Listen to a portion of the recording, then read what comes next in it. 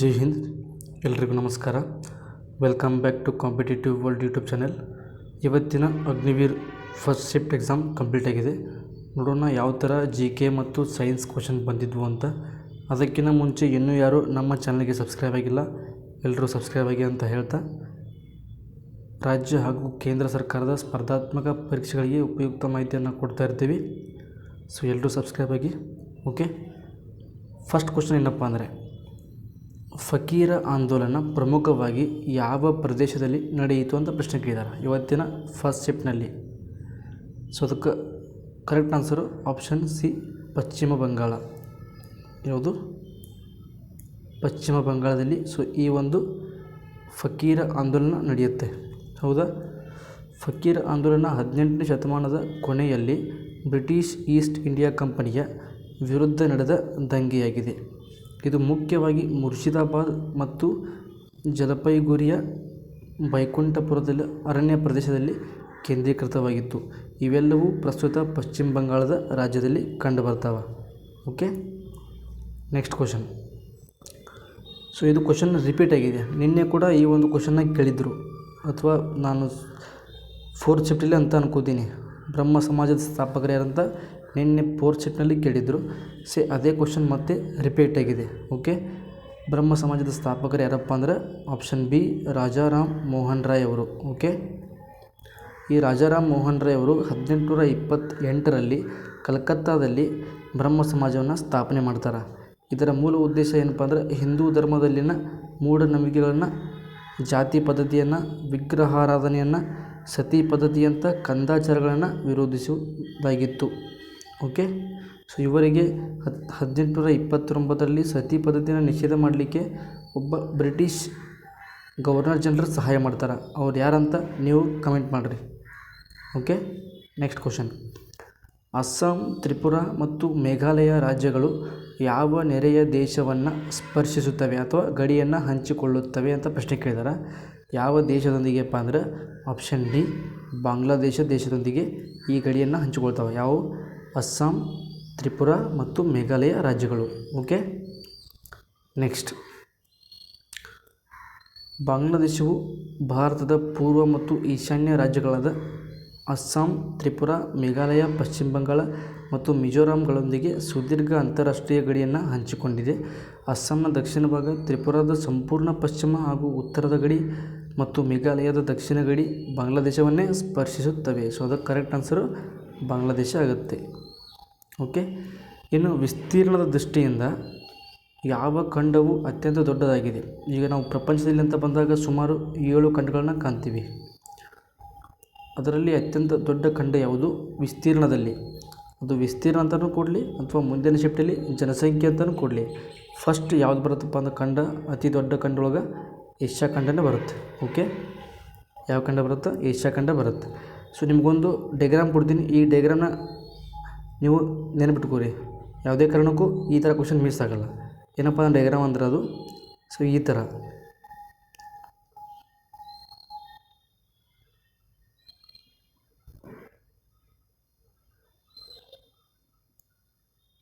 So first ಒಂದು ದೊಡ್ಡ ಖಂಡ ಯಾವುದಪ್ಪ ಅಂತ ಕೇಳಿದರೆ ಏಷ್ಯಾ, ಅತ್ಯಂತ ದೊಡ್ಡ ಖಂಡ ಏಷ್ಯಾ ಖಂಡ. Second one Africa, third one ಉತ್ತರ ಅಮೇರಿಕಾ, ಫೋರ್ತ್ ಒನ್ನು ದಕ್ಷಿಣ America, fifth one Antarctica, sixth one Europe ಮತ್ತು ಲಾಸ್ಟು ಯಾವುದು? ಆಸ್ಟ್ರೇಲಿಯಾ ಖಂಡ. ಓಕೆ, ಸೊ ಈ ಥರ ಒಂದು ಡೈಗ್ರಾಮ್ ನೆನಪಿಟ್ಕೊಳ್ಳಿ. ಯಾವುದೇ ಕಾರಣಕ್ಕೂ ನೆಕ್ಸ್ಟ್ ನಿಮಗೆ ಕ್ವಶನ್ ಕೇಳ್ಬೋದು, ವಿಸ್ತೀರ್ಣದ ದೃಷ್ಟಿಯಿಂದ ಯಾವ ಖಂಡವು ಅತ್ಯಂತ ದೊಡ್ಡದಾಗಿದೆ ಅಂತ ಕ್ವಶನ್ ಕೇಳಿ ಆಪ್ಷನ್ನಲ್ಲಿ ಏಷ್ಯಾ ಇರಲಿಲ್ಲಪ್ಪ ಅಂದ್ರೆ ಮುಂದಿನ ಎಕ್ಸಾಮ್ನಲ್ಲಿ ಅವಾಗ ಕರೆಕ್ಟ್ ಆನ್ಸರ್ ಆಫ್ರಿಕಾ ಆಗುತ್ತೆ. ಹೌದಾ? ಸೊ ಅದರ ಸಲುವಾಗಿ ಈ ಒಂದು ಡೈಗ್ರಾಮ್ನ ಈಗಲೇ ನಿಮ್ಮ ಒಂದು ಬುಕ್ನಲ್ಲಿ ಡ್ರಾ ಮಾಡಿ ಇಟ್ಕೊಳ್ಳಿ, ನೆನಪುಳಿಯುತ್ತೆ. Okay, next. ಭಾರತದ ಕೋಗಿಲೆ ಅಥವಾ ಭಾರತದ ಕೋಗಿಲೆ ಎಂದು ಯಾರನ್ನು ಕರೆಯಲಾಗುತ್ತದೆ? ನೈಟಿಂಗೇಲ್ ಆಫ್ ಇಂಡಿಯಾ ಎಂದು ಯಾರನ್ನು ಕರೆಯಲಾಗುತ್ತದೆ ಅಂತ ಕ್ವಶನ್ ಕೇಳಿದ್ದಾರೆ ಇವತ್ತಿನ ಫಸ್ಟ್ ಶಿಫ್ಟ್ನಲ್ಲಿ. ಯಾರಪ್ಪ ಅಂದ್ರೆ ಸರೋಜಿನಿ ನಾಯ್ಡು ಅವರು. ಓಕೆ, ಸರೋಜಿನಿ ನಾಯ್ಡು ಅವರನ್ನ ಭಾರತದ ಕೋಗಿಲೆ ಅಂತ ಕರೀತಾರೆ. ಇನ್ನು ಇಂದಿರಾ ಗಾಂಧಿ ಅವ್ರ ಬಗ್ಗೆ ನಿಮ್ಗೆ ಗೊತ್ತಿರಲಿ, ಇವರು ಭಾರತದ ಪ್ರಥಮ ಮಹಿಳಾ ಪ್ರಧಾನಮಂತ್ರಿ. ಯಾರು? ಭಾರತದ ಪ್ರಥಮ ಮಹಿಳಾ ಪ್ರಧಾನಮಂತ್ರಿ. ಓಕೆ. ಇನ್ನು ನೆಕ್ಸ್ಟು ಮದರ್ ತೆರೇಸಾ. ಇವರೇನಪ್ಪ ಅಂದ್ರೆ ನೊಬೆಲ್ ಅವಾರ್ಡ್ ಪಡೆದಾರ. ಯಾವ ಕ್ಷೇತ್ರದಲ್ಲಿ? ಶಾಂತಿ ಕ್ಷೇತ್ರದಲ್ಲಿ. ಪೀಸ್ ಅಥವಾ ಶಾಂತಿ ಕ್ಷೇತ್ರದಲ್ಲಿ ನೊಬೆಲ್ ಅವಾರ್ಡ್ ಪಡೆದಂತಹ ಮೊಟ್ಟ ಮೊದಲ ಮಹಿಳೆ ಯಾರಂತ ಕೇಳಿದರೆ ಅವರು ಕೂಡ ಮದರ್ ತೆರೇಸನ ಆಗ್ತಾರೆ. ಹೌದಾ? ಇನ್ನು ನೆಕ್ಸ್ಟ್ ಕಲ್ಪನಾ ಚಾವ್ಲಾ ಬಗ್ಗೆ ಒಂದು ಇನ್ಫಾರ್ಮೇಷನ್ ಗೊತ್ತಿರಬೇಕು. ಏನಂದ್ರೆ ಬಾಹ್ಯಾಕಾಶ ಯಾನ ಮಾಡಿರ್ತಕ್ಕಂಥ ಭಾರತದ ಪ್ರಥಮ ಮಹಿಳೆ ಯಾರಪ್ಪ ಅಂದರೆ ಅವರು ಕಲ್ಪನಾ ಚಾವ್ಲಾ. ದುರದೃಷ್ಟವಶಾತ್ ಇವರು ಸಜೀವವಾಗಿ ನಮ್ಮ ದೇಶಕ್ಕೆ ಹಿಂದಿರುಗಲಿಲ್ಲ. ಹಿಂದಿರುಗುವಾಗ ಆ ಒಂದು ಬಾಹ್ಯಾಕಾಶನೌಕೆಯ ತಾಂತ್ರಿಕ ದೋಷದಿಂದ ಇವರು ಮರಣವನ್ನು ಅಪ್ತಾರೆ. ಓಕೆ. ನೆಕ್ಸ್ಟ್ 2025 ವಿಶ್ವಕಪ್ ಬಗ್ಗೆ ಕ್ವಶನ್ ಕೇಳಕತ್ತಾರೆ. ನಿನ್ನೆ ಕೂಡ ಒಂದು ಕ್ವಶನ್ ಕೇಳಿದರು, ಇವತ್ತು ಕೂಡ ಒಂದು ಕ್ವಶನ್ ಕೇಳಿದ್ದಾರೆ. ಏನೋ ಕ್ವಶನ್ ಅಂದ್ರೆ 2025 ಮಹಿಳಾ ವಿಶ್ವಕಪ್ನಲ್ಲಿ ಭಾರತ ತಂಡದ ಪರ ಅತಿ ಹೆಚ್ಚು ರನ್ ಗಳಿಸಿದ ಬ್ಯಾಟರ್ ಯಾರು ಅಂತ ಪ್ರಶ್ನೆ ಕೇಳಿದ್ದಾರೆ. ಯಾರಪ್ಪ ಅಂದರೆ ಆಪ್ಷನ್ ಸಿ ಸ್ಮೃತಿ ಮಂದನ ಅವರು. ಇವರು ಸರಿಸುಮಾರು 434 ರನ್ ಗಳಿಸಿ ಅತಿ ಹೆಚ್ಚು ರನ್ ಗಳಿಸಿದ ಭಾರತೀಯ, ಯಾವುದೇ ಒಂದು ವಿಶ್ವಕಪ್ನಲ್ಲಿ ಅತಿ ಹೆಚ್ಚು ರನ್ ಗಳಿಸಿದ ಭಾರತೀಯ ಆಟಗಾರ್ತಿಯಾಗಿ ದಾಖಲೆಯನ್ನು ಬರೀತಾರೆ. ಸೊ ಇದಕ್ಕಿಂತ ಮುಂಚೆ ಏನಪ್ಪ ಅಂದರೆ 409 ರನ್ ಹೈಯೆಸ್ಟ್ ಇತ್ತು ಆ್ಯಸ್ ಇಂಡಿಯನ್ ಬ್ಯಾಟ್ಸ್ಮನ್. ಯಾರಪ್ಪ ಅವರಂದರೆ ಮಿಥಾಲಿ ರಾಜ್. ಇನ್ನು ಈ ವಿಶ್ವಕಪ್ಗೆ ಸಂಬಂಧಪಟ್ಟಂತೆ ನಿಮಗೆ ಇನ್ಫಾರ್ಮೇಷನ್ ಗೊತ್ತಿರಲಿ, ಈ ವಿಶ್ವಕಪ್ಪನ್ನು ಸಂಪೂರ್ಣವಾಗಿ ಹೋಸ್ಟ್ ಮಾಡಿದ್ದು ಯಾವುದು? ನಮ್ಮ ಒಂದು ಭಾರತ. ಹೋಸ್ಟ್ ನೇಷನ್ ಯಾವುದು? ನಮ್ಮ ಇಂಡಿಯಾ. ಭಾರತದ ಕ್ಯಾಪ್ಟನ್ ಯಾರಪ್ಪ ಅಂದ್ರೆ ಈ ಒಂದು ವಿಶ್ವಕಪ್ದಲ್ಲಿ ಹರ್ಮನ್ಪ್ರೀತ್ ಕೌರ್ ಆಗಿದ್ದರು. ಭಾರತದ ಪರವಾಗಿ ಫೈನಲ್ ಪಂದ್ಯದಲ್ಲಿ ಅತಿ ಹೆಚ್ಚು ರನ್ ಬಳೆದವರು ಯಾರಪ್ಪ ಅಂದ್ರೆ ಶೆಫಾಲಿ ವರ್ಮಾ. ಯಾರು? ಶೆಫಾಲಿ ವರ್ಮಾ. ಇನ್ನು ಈ ಒಂದು ಟೂರ್ನಮೆಂಟ್ನ ಮ್ಯಾನ್ ಆಫ್ ದಿ ಟೂರ್ನಮೆಂಟ್ ಅಥವಾ ವುಮನ್ ಆಫ್ ದಿ ಟೂರ್ನಮೆಂಟ್ ಅಂತ ಕರಿತೀವಿ. ಮ್ಯಾನ್ ಆಫ್ ದಿ ಟೂರ್ನಮೆಂಟ್ ಯಾರಪ್ಪ ಅಂದ್ರೆ ದೀಪ್ತಿ ಶರ್ಮಾ. ಗೊತ್ತಿರಲಿ, ನೀವು ಮುಂದಿನ ಎಕ್ಸಾಮ್ಗೆ ಕೇಳಬಹುದು ಈ ಒಂದು ಇನ್ಫಾರ್ಮೇಷನ್. ಓಕೆ. ನೆಕ್ಸ್ಟ್ ಕ್ವಶನ್, ಕೇಂದ್ರ ಸರ್ಕಾರದ ಜಲಜೀವನ್ ಮಿಷನ್ ಯೋಜನೆಯನ್ನು ಯಾವ ವರ್ಷದವರೆಗೆ ವಿಸ್ತರಿಸಲಾಗಿದೆ ಅಂತ ಪ್ರಶ್ನೆ ಕೇಳಿದ್ದಾರೆ.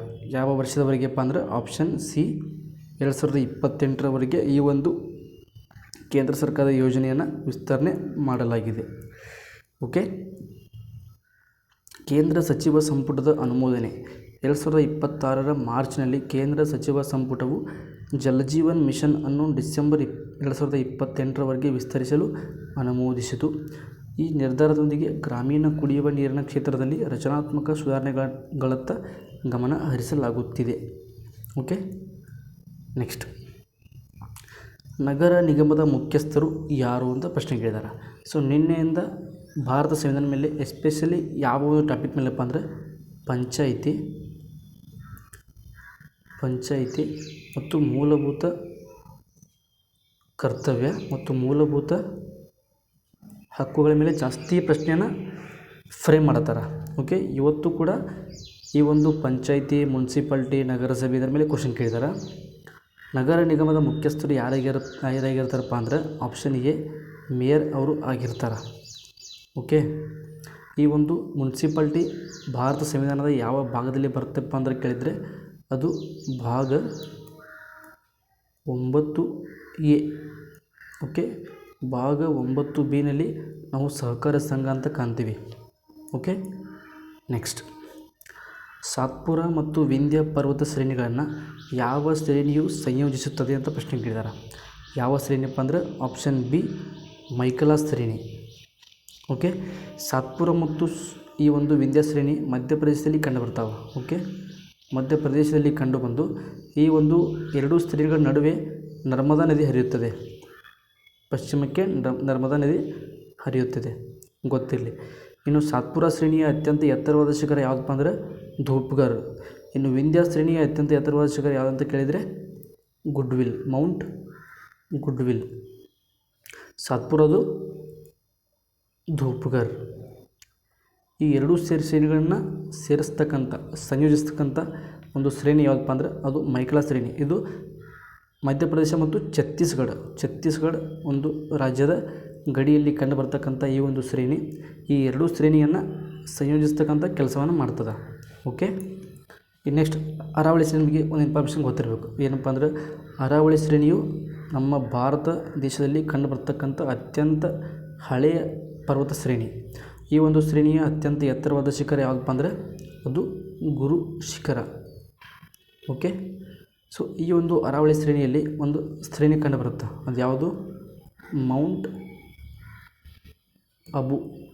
ಈ ಒಂದು ಮೌಂಟ್ ಅಬು ಶ್ರೇಣಿಯಲ್ಲಿ ದಿಲ್ವಾರ ದೇವಾಲಯ ಕಂಡುಬರುತ್ತೆ. ದಿಲ್ವಾರ ದೇವಾಲಯ. ಈ ದೇವಾಲಯವನ್ನು ಶ್ವೇತಾಂಬರರ ಕಾಶಿ ಅಂತ ಕರೀತಾರೆ. ಯಾರು?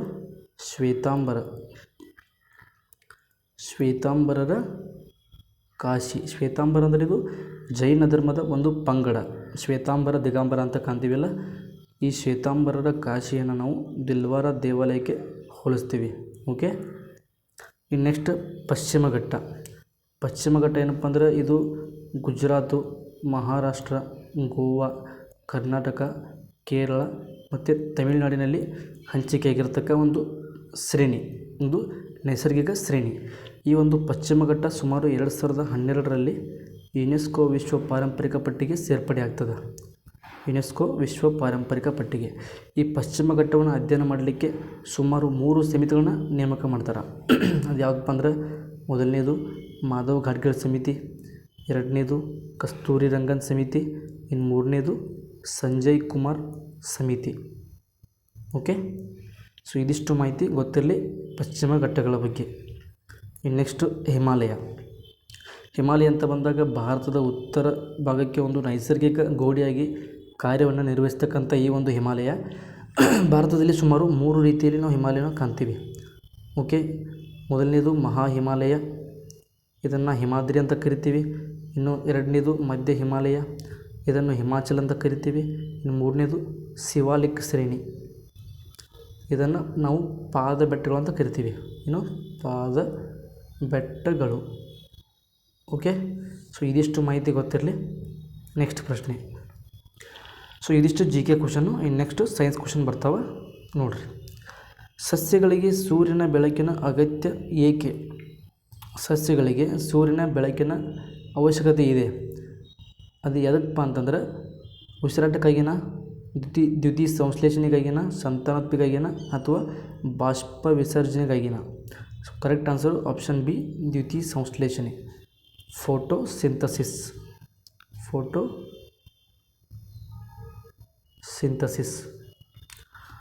ಹೌದು, ಸಸ್ಯಗಳು ತಮ್ಮ ಆಹಾರವನ್ನು ತಾವೇ ತಯಾರಿ ಮಾಡಿಕೊಳ್ಳೋದರಿಂದ ಇವುಗಳನ್ನು ನಾವು ಸ್ವಪೋಷಕ ಅಂತ ಕರಿತೀವಿ. ಸ್ವಪೋಷಕ.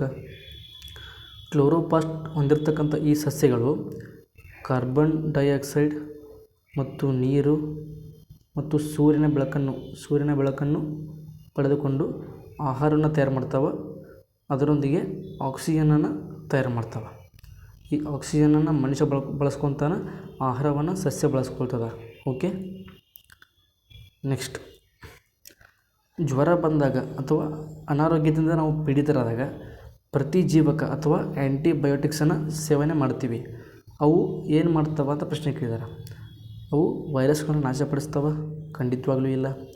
ಬ್ಯಾಕ್ಟೀರಿಯಾಗಳನ್ನು ನಾಶಪಡಿಸುತ್ತವೆ ಅಥವಾ ಅವುಗಳ ಬೆಳವಣಿಗೆಯನ್ನು ತಡೆಯುತ್ತವೆ. Exactly right. Correct answer option B ಆಗುತ್ತೆ. ಓಕೆ, ನಾವು ಜ್ವರದಿಂದ ಬಳಲುತ್ತಿದ್ದಾಗ ಆ್ಯಂಟಿಬಯೋಟಿಕನ್ನು ಸೇವನೆ ಮಾಡ್ತೀವಿ. ಅದರಿಂದ ನಮ್ಮಲ್ಲಿ ಆ ಒಂದು ಬ್ಯಾಕ್ಟೀರಿಯಾ ನಾಶವಾಗ್ತದೆ ಅಥವಾ ಇನ್ನು ಮುಂದೆ ಆ ಬ್ಯಾಕ್ಟೀರಿಯಾದ ಬೆಳವಣಿಗೆಯನ್ನು ಆಗದೇ ಹಾಗೆ ಈ ಒಂದು ಆ್ಯಂಟಿಬಯೋಟಿಕ್ಸು ನೋಡ್ತದೆ. ಓಕೆ, ನೆಕ್ಸ್ಟ್ ಭೂಮಿಯ ವಾತಾವರಣದಲ್ಲಿ ಅತಿ ಹೆಚ್ಚು ಪ್ರಮಾಣದಲ್ಲಿರುವ ಅನಿಲ ಯಾವುದು ಅಂತ ಪ್ರಶ್ನೆ ಕೇಳಿದ್ದಾರೆ. ಯಾವುದಪ್ಪ ಅಂದ್ರೆ ಆಪ್ಷನ್ ಸಿ, ಸಾರಜನಕ ಅಥವಾ ನೈಟ್ರೋಜನ್. ಭೂಮಿಯ ವಾತಾವರಣದಲ್ಲಿ ಸುಮಾರು ಇದು 78% ಹಂಚಿಕೆಯಾಗಿದೆ. 78%. ಇನ್ನು ಉಳಿದಿರತಕ್ಕಂಥ 20% ಆಕ್ಸಿಜನ್ನು, 0.93 ಆರ್ಗನ್ನು, ಕಾರ್ಬನ್ ಡೈಆಕ್ಸೈಡ್ 0.04 ಇತ್ಯಾದಿ. Okay, next question. ಯಾವ ಗ್ರಂಥಿಯನ್ನು ಮಾಸ್ಟರ್ ಗ್ರಂಥಿ? ಯಾವ ಗ್ರಂಥಿಯನ್ನು ನಾವು ಮಾಸ್ಟರ್ ಗ್ರಂಥಿ ಅಂತ ಕರಿತೀವಪ್ಪ ಅಂತಂದರೆ ಅದಕ್ಕೆ ಆಪ್ಷನ್ ಬಿ ಪಿಟ್ಯೂಟರಿ ಗ್ರಂಥಿ ಕರೆಕ್ಟ್ ಆನ್ಸರ್ ಆಗುತ್ತೆ. ಓಕೆ, ದೇಹದ ಹಲವಾರು ಗ್ರಂಥಿಗಳನ್ನು ಈ ಒಂದು ಪಿಟ್ಯೂಟರಿ ಗ್ರಂಥಿ ಮ್ಯಾನೇಜ್ ಮಾಡ್ತದೆ, ಓಕೆ, ನಿರ್ವಹಿಸ್ತದೆ, ಹೌದಾ? ಸೊ ಆ ಒಂದು ಕಾರಣದಿಂದ ಇದನ್ನು ನಾವು ಮಾಸ್ಟರ್ ಗ್ರಂಥಿ ಅಂತ ಕರಿತೀವಿ. ಸೊ ಇದಕ್ಕೆ ಮಾಸ್ಟರ್ ಗ್ರಂಥಿ ಅಂತ ಕರೆದ್ರೆ ಈ ಒಂದು ಗ್ರಂಥಿಯನ್ನು ಹ್ಯಾಂಡಲ್ ಮಾಡ್ತಕ್ಕಂಥ ಒಂದು ಗ್ರಂಥಿ ಇದೆ, ಅದಕ್ಕೆ ನಾವು ಮಾಸ್ಟರ್ ಗ್ರಂಥಿ ಅಂತ ಕರಿತೀವಿ. ಮಾಸ್ಟರ್ ಗ್ರಂಥಿಗೆ ಮಾಸ್ಟರ್ ಅಂತ ಕರಿತೀವಿ. ಆ ಒಂದು ಗ್ರಂಥಿ ಯಾವುದಪ್ಪ ಅಂದರೆ ಹೈಪೋಥಲಾಮಸ್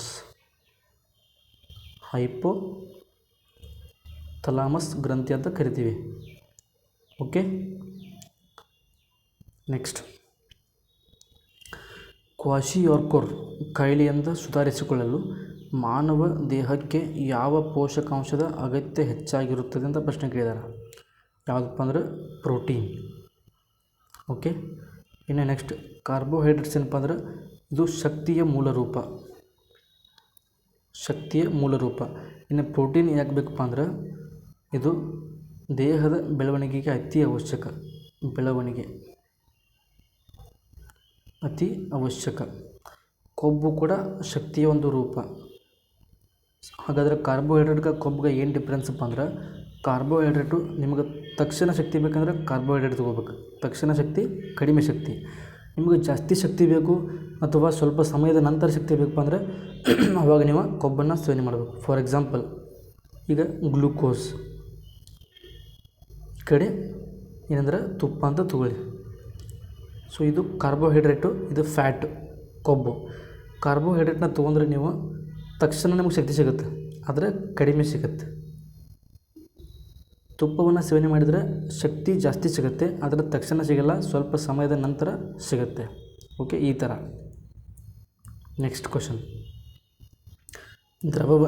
ದ್ರವವನ್ನು ಘನವಾಗಿ ಪರಿವರ್ತಿಸುವ ಪ್ರಕ್ರಿಯೆಯನ್ನು ಏನೆಂದು ಕರೆಯಲಾಗುತ್ತದೆ ಅಂತ ಕರೀತಾರೆ. ಸೊ ಈ ಒಂದು ಕ್ರಿಯೆಯನ್ನು ನಾವು ಘನೀಕರಣ ಅಂತ ಕರಿತೀವಿ.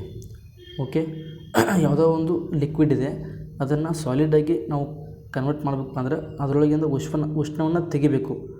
ಓಕೆ, ಉಷ್ಣವನ್ನು ತೆಗೆದ್ರೆ ಆ ಒಂದು ಕ್ರಿಯೆಯಲ್ಲಿ ದ್ರವ ಸಾಲಿಡಾಗಿ ಕನ್ವರ್ಟ್ ಆಗುತ್ತೆ. ಆ ಕ್ರಿಯೆಯನ್ನು ನಾವು ಘನೀಕರಣ ಅಂತ ಕರಿತೀವಿ. ಇನ್ನು ಘನೀಕರಣ. ಓಕೆ, ನೆಕ್ಸ್ಟ್ ಹದಿಹರೆಯದ ವೇಳೆಯಲ್ಲಿ ಅಥವಾ ಟೀನೇಜ್ ಅಥವಾ ಕಿಶೋರ ಅವಸ್ಥೆಯಲ್ಲಿ, ಇದರ ಕ್ವಶನ್ದಾಗ ಹೆಂಗೆ ಕೊಟ್ಟಿದ್ದಾರಪ್ಪ ಅಂದರೆ ಈ ಥರ ಕೊಟ್ಟಿಲ್ಲ, ಕಿಶೋರ ವ್ಯವಸ್ಥೆಯಲ್ಲಿ ಕೊಟ್ಟಿದ್ದಾರೆ. ಕಿಶೋರ ವ್ಯವಸ್ಥೆಯಲ್ಲಿ. ಓಕೆ, ಈ ವೇಳೆಯಲ್ಲಿ ದೇಹದ ಬೆಳವಣಿಗೆಗೆ ಆಹಾರದಲ್ಲಿನ ಯಾವ ಅಂಶವು ಅತ್ಯಂತ ಅಗತ್ಯವಾಗಿರುತ್ತದೆ? ನಾವು ಟೀನೇಜಲ್ಲಿದ್ದಾಗ ನಮ್ಮದು ಪ್ರಮುಖ ಒಂದು ಪೋಷಕಾಂಶ ಏನು ಬೇಕಪ್ಪ ಅಂದ್ರೆ ನಮ್ಗೆ ಪ್ರೋಟೀನ್ ಬೇಕು. ಯಾಕಂತಂದ್ರೆ ಆ ಒಂದು ಸಮಯದಲ್ಲಿ ದೇಹಕ್ಕೆ ಪ್ರೋಟೀನ್ ಸಿಕ್ಕತ್ತಂದ್ರೆ ದೇಹದ ಬೆಳವಣಿಗೆ ಆಗುತ್ತೆ. ಸೊ ಆಗಲೇ ಹೇಳಿದಾಗೆ ಪ್ರೋಟೀನ್ ಏನು ಮಾಡ್ತದೆ, ದೇಹದ ಬೆಳವಣಿಗೆಯನ್ನು ನಿಯಂತ್ರಣ ಮಾಡ್ತದೆ. ಸೊ ನಮಗೆ ಪ್ರೋಟೀನ್ ಕೊರತೆ ಆಯ್ತು ಅಂದರೆ ದೇಹದ ಬೆಳವಣಿಗೆ ಆಗಲ್ಲ. ಓಕೆ, ಪ್ರೋಟೀನ್ ನಮಗೆ ಸಾಕಷ್ಟು ಇತ್ತಪ್ಪ ಅಂದ್ರೆ ನಮ್ಮ ಒಂದು ದೇಹದಲ್ಲಿನ ಹಾರ್ಮೋನು ಆ ಒಂದು ಪ್ರೋಟೀನ್ನೊಂದಿಗೆ ವರ್ತಿಸಿ ನಮ್ಮ ದೇಹವನ್ನು ಬೆಳವಣಿಗೆಯನ್ನು ಮುಂದುವರಿಸ್ತವೆ. ಓಕೆ, ನೆಕ್ಸ್ಟ್ ಸ್ಟಾರ್ಚ್ ಅಂತ ಕೊಟ್ಟಿದ್ದಲ್ಲ, ಪಿಷ್ಟ. ಈ ಒಂದು ಪಿಷ್ಟವನ್ನು ಸರಳ ಸಕ್ಕರೆಯಾಗಿ ವಿಭಜನೆ ಮಾಡ್ತಕ್ಕಂಥ ಒಂದು ಕಿಣ್ವ ಯಾವುದಪ್ಪ ಅಂದ್ರೆ ಅದು ಸಲೈವರಿ ಗ್ರಂಥಿಯಿಂದ ಬಿಡುಗಡೆ ಆಗ್ತಕ್ಕಂಥ ಈ ಒಂದು ಸಲೈವ ಕಿಣ್ವ ಪಿಷ್ಟವನ್ನು ಬಿಡುಗಡೆ ಮಾಡಿ ಸರಳ ಸಕ್ಕರೆಯಾಗಿ ವಿಭಜನೆ ಮಾಡುತ್ತೆ.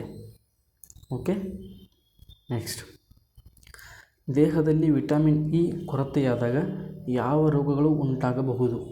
ಸೊ ಇದು ಯಾವ ರೋಗಕ್ಕೆ ಒಂದು ಕಾರಣ ಆಗುತ್ತಪ್ಪ ಅಂದ್ರೆ ಅಟಾಕ್ಸಿಯಾ ಮತ್ತು ಬಂಜೆತನ. ನಿಮ್ಮ ಆಪ್ಷನ್ದಾಗ ಯಾವ ಥರ ಕೊಡ್ಬೋದು? ಜನನ ನೀಡುವಂಥ ಶಕ್ತಿ ಕಡಿಮೆ ಆಗ್ಬೋದು, ಜನನ ನೀಡುವಂತಹ ಶಕ್ತಿ